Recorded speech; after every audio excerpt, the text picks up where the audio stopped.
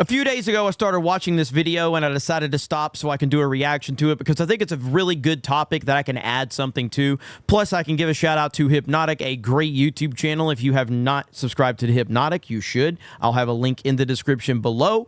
But this is a really interesting video called Corporations Walk Away from ESG Discussions and Admit It's Bad for Business. So we're going to check it out. Let's listen into what Hypnotic has to say. All right, guys, so it's time to talk about wokeness in corporations and companies in general. I came across this article from Business Insider as I was kind of just going through the internet, and I like to talk about these particular things because, number one, it's something different from our normal conversations that we have, regarding entertainment and all that stuff. But number two, it kind of gets into the deep-seated rooted issue that is happening right now in not only corporate America, but entertainment, movies, TV show, gaming, everything. It is a deep, deep problem, and we're going to talk about the statistics behind all this and why companies apparently, little by little, are walking away. And of course they're walking away from it because they're frustrated because it's not working. But we have discussed the thing called Bridge.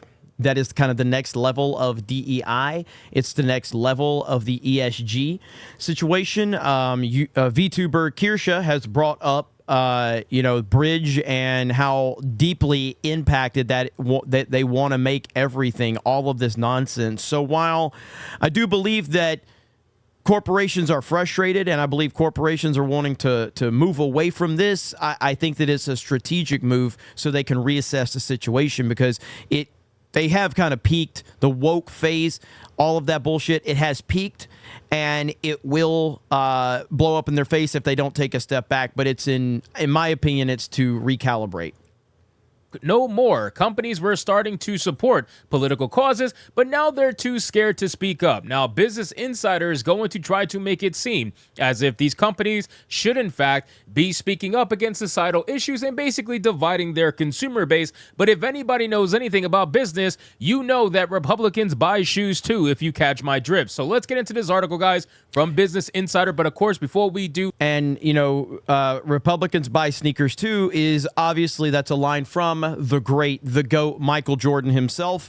And that came up years ago when I guess they were trying to pressure him to put his voice out there as the most famous person on the planet. And they wanted his voice utilized for politics. And famously, he said, why would I do that? Republicans buy sneakers too. Michael Jordan was a businessman, still is a businessman.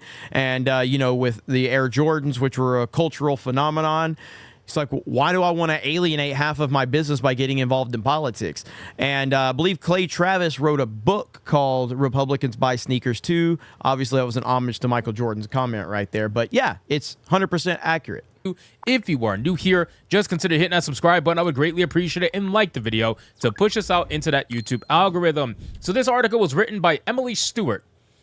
Pretty, it's what you expect. Like, I don't really know what else to say other than that. It's what you expect from an article like this.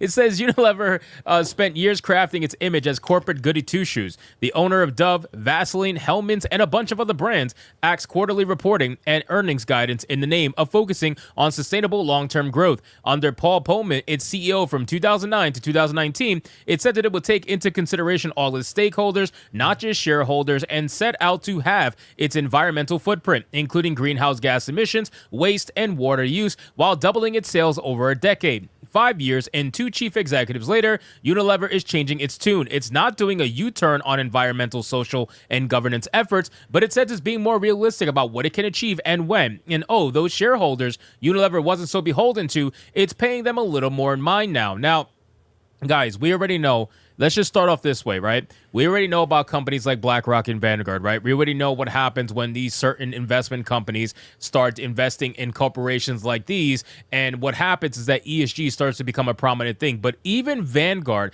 even BlackRock had to openly admit recently, about a month or two ago, had to admit that ESG actually is not good for business. They openly admitted that pushing stuff like this in corporations is not good for overall business strategy. They only do it because they deem it to be important, right? They deem it to be important and something that they want to push and force. They want to force social change on people. Well, Well, and again, that social change element, and if you watch Kirsch's breakdown on Bridge, that's the goal, is to take it to the next level. But this nonsense with wokeness, with social justice, all of this, I've said this more times than I can count.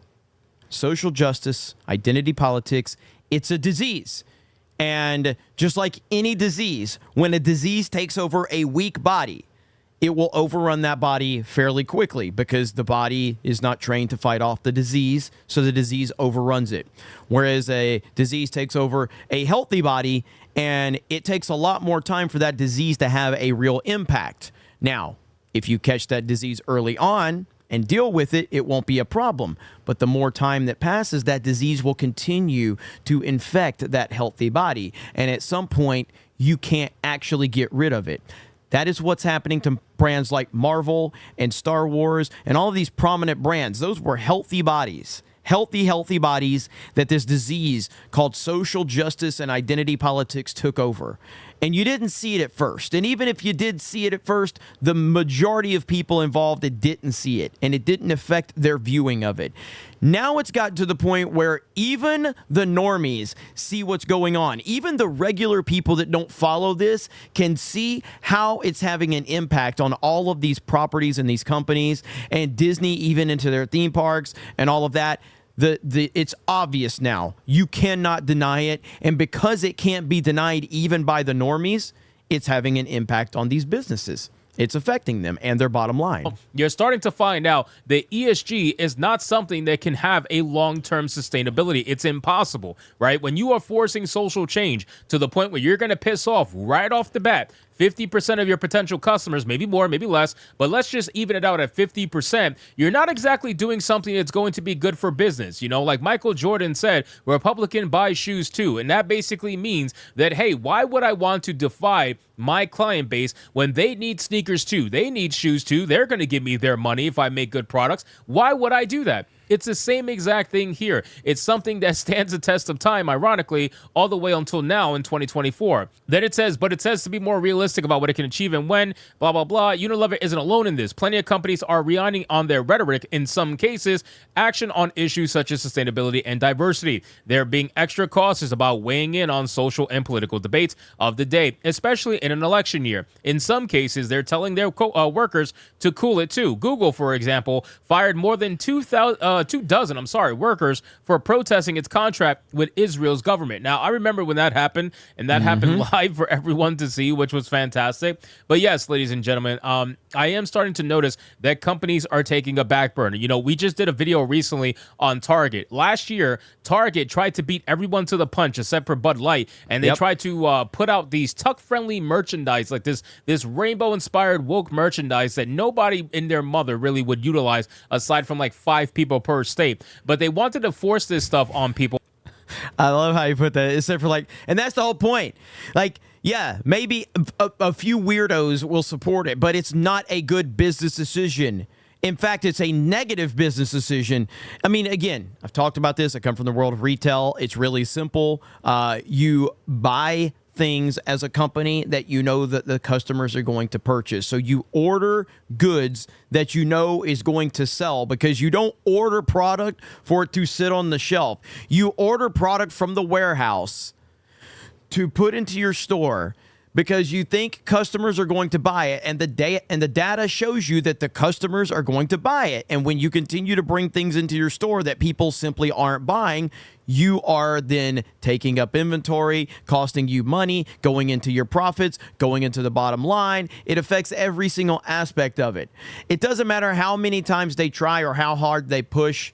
People are not interested in this bullshit, generally speaking. There's not enough people that care about this shit for it to actually be profitable for companies. That is just a fact, and it's going to be a fact for as long as I'm on this planet, because you can't change the social mindset of people that quickly, but they think they can in the long run. And that's why people continue to have to utilize their voices now so that everyone can understand what's going on, because they want to erase history. They want to erase history. They want to erase everything that's happened so that people in the future don't know any difference. That is a scary situation. AI is another level of that, but we're not going to get into that right now. Well, and pretend as if it was the norm, and then put it in the front of their stores as if everybody walking in is going to want to buy it. But let's be real, ladies and gentlemen, that wasn't the case. They got so much backlash that their stock tanked heavily and hasn't really recovered since then. And now we're starting to realize that Target actually is not going to be selling that merchandise in a lot of states that wouldn't really push that kind of stuff, right? Like, they're going to be focusing on selling it in New York and California, Chicago, places like that. But they're not going to be focused on selling it or at all in like states like Florida, Texas, so they're, Alabama. They're not going to be doing that stuff. So they even realized that, hey, if we're going to push this stuff, we have to push it in the markets that actually want it. We can't be pushing it on everybody and anybody, because we're actually losing customers by doing this. It doesn't make much sense.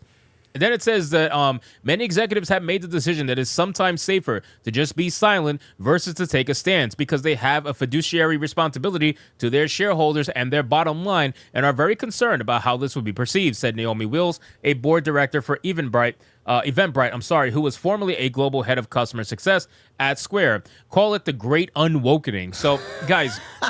The great unwokening. That is fantastic. So again, many executives have made the decision that it's sometimes safer to just be silent versus take a stance. Yeah. Welcome to the world that we all lived in before 2016, where that was the norm. Again, I talk about the fact that I'm a Trump supporter. Why do I talk about that? Well, it's not because I think everybody needs to know my political opinion, because to be honest, who gives a fuck about my political opinion? That's how I think the world should be. I didn't care to share my political opinion. I didn't think that it was important for people to know who I voted for, because in my opinion, it's not. But the left decided to weaponize this shit. The left decided to weaponize every single person that doesn't line up with the narrative and to brand them something. So I decided, well, if you're going to brand me something, if you're going to weaponize my opinion, then I'm just going to own my opinion. And at the end of the day, the proper response is yes, to just, if you're a company that is in the business of customer service, then your job is to not take a political stance or a social stance on anything. Your job is to take care of people in general, not based on their religion, not based on their sex, not based on their sexuality, not based on who they voted for, not based on what they say on social media. That's what companies are supposed to do.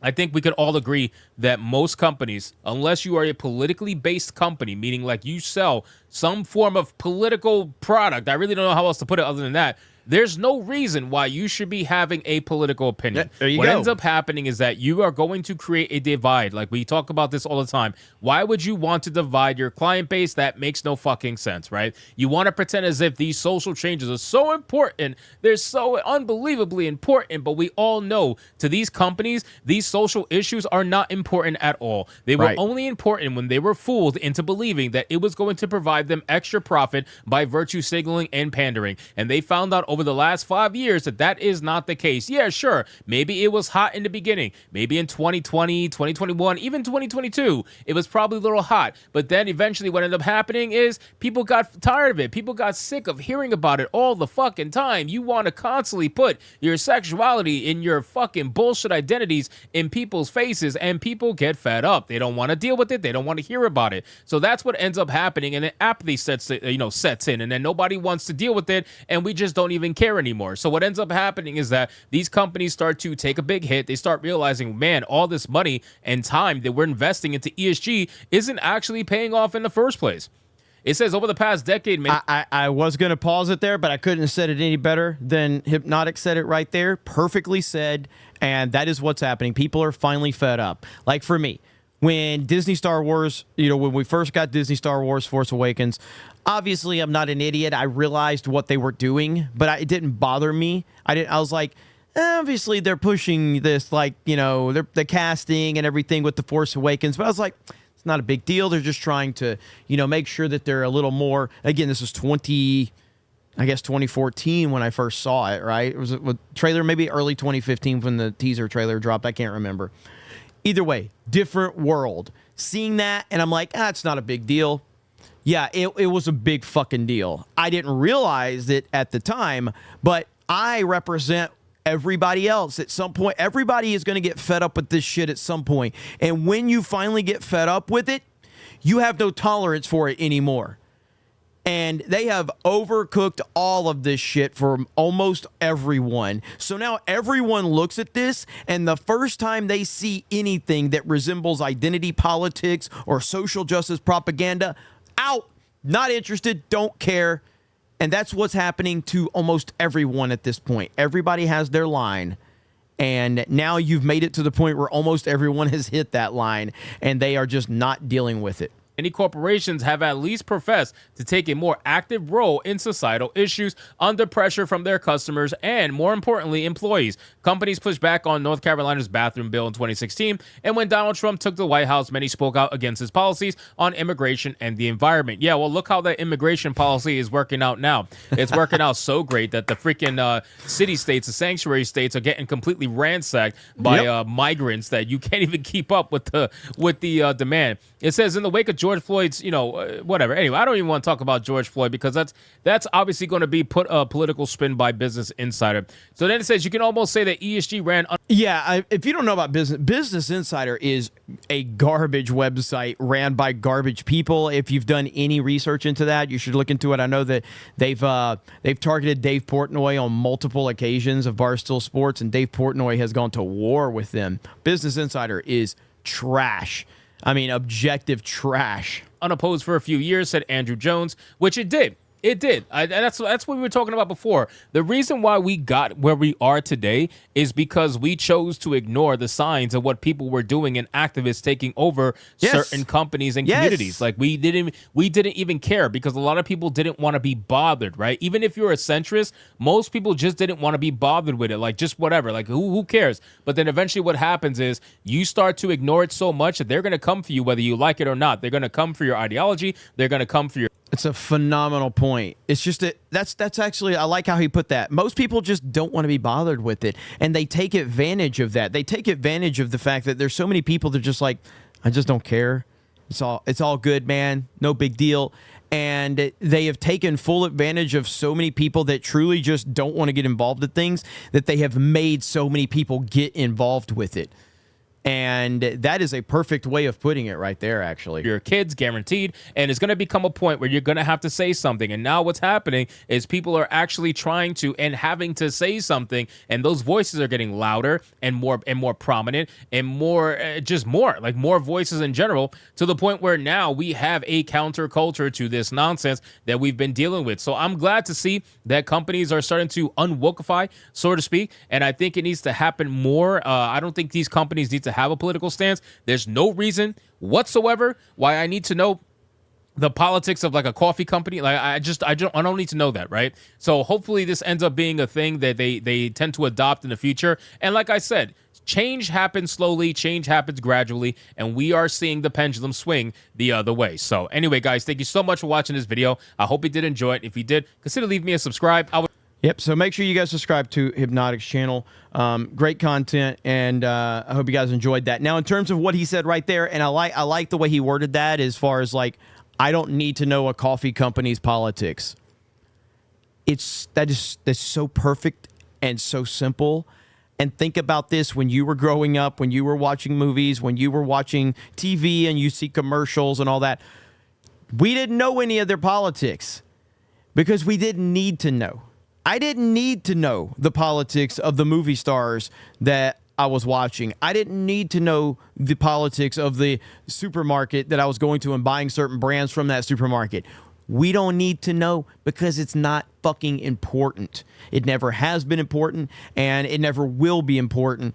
And so these people but when we're talking about this in terms of companies, we're starting to support political issues. Now they're too scared to speak up. I firmly believe, the more I've looked into it, Bridge is the next level of this. So don't think of this as a win, because it's not a win. All right? It's not.